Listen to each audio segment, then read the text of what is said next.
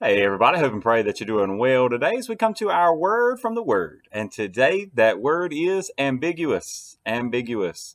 Let's get that good word of indifference this week and indecisiveness. Have you ever met anybody who was indecisive?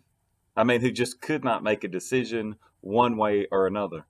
I know a lot of times we joke, some of us joke around and say, well, I'm going to be like Switzerland. I'm going to just be in the middle. I'm not going to make a decision either way. But Saul kind of went the other way. He would make a decision and then turn around and make a different decision. And one commentator even put it this way. He said, Saul is a person who prays when he should act and acts when he should pray. And such inconsistency is one of his characteristics. But it's funny that here again in this passage, we're going to see that I pray you're reading all this behind the scenes, what's going on, other than what we're talking about. But Jonathan has moved ahead. Jonathan is having faith and exhibiting faith in the Lord and seeking the favor of God, and he's moving forward in faith. But we see Saul that's coming, and he's not moving forward in faith. He's moving out of fear and kind of reacting to the situation. So here in 1 Samuel 14 today, verses 18 and 19, we see him again trying to use the ark as this kind of magic, uh, I don't know, this little magic device, almost like I don't want to say the genie in a lamp, but I mean, almost as if it's a little trinket or something that he could use that was going to bring him good luck, a good luck charm or something. But in verses 18 and 19, it says, and Saul said to Ahijah, bring the ark of God here. For at that time, the ark of God was with the children of Israel. Now it happened while Saul talked to the priest that the noise which was in the camp of the Philistines continued to increase. So Saul said to the priest, withdraw your hand. Now you say, wait a minute, this doesn't have anything to do with prayer. This doesn't have anything to do with conversation with God. Well, let's look at it this way.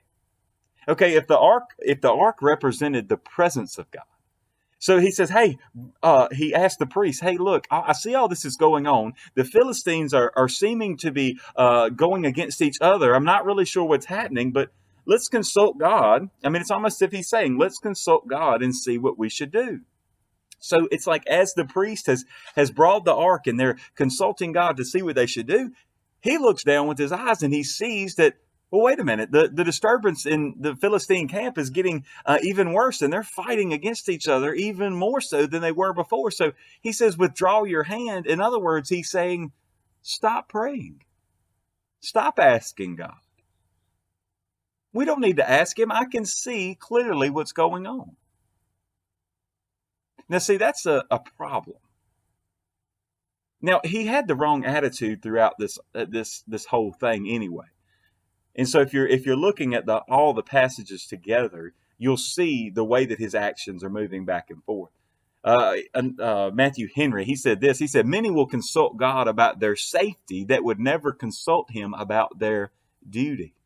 In other words, when we get in trouble, we'll seek God, but when it comes to the everyday things that we should be doing, we don't ask him. And see, that's kind of that ambiguous indifference that we can, if we're not careful, that we'll fall into.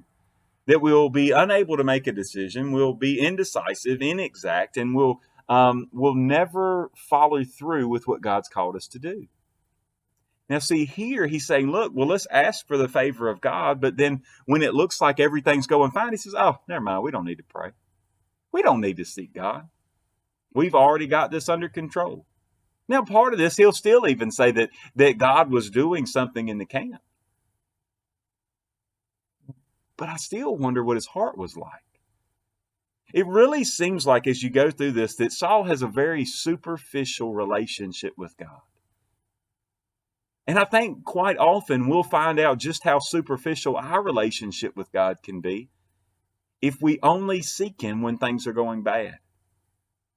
If we only seek his direction when we're sick, when we lose a family member, when we lose a job, when we have to change careers or change churches or change, something in the family dynamic changes, or you have to move or whatever the case may be. And then when all these other things, these trials and tribulations come, if that's the only time that we're seeking God,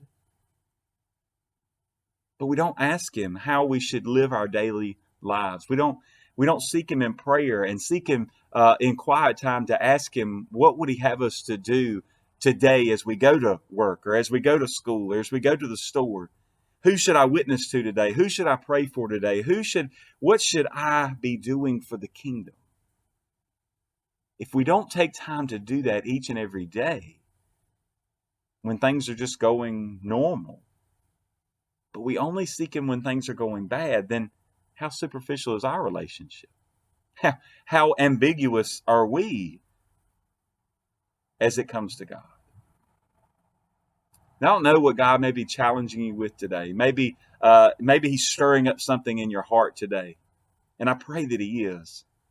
But I pray, if nothing else, that we would take a serious look at our relationship with him to make sure that we're not meeting him on a superficial level. That we're not just coming and saying, okay, bring in the ark, bring in the presence of God because I need him now. But, oh, wait a minute, everything's going fine. Never mind. I don't need that. I pray that would not be the way that we treat God today. God bless you all, and I pray you have a great, great day.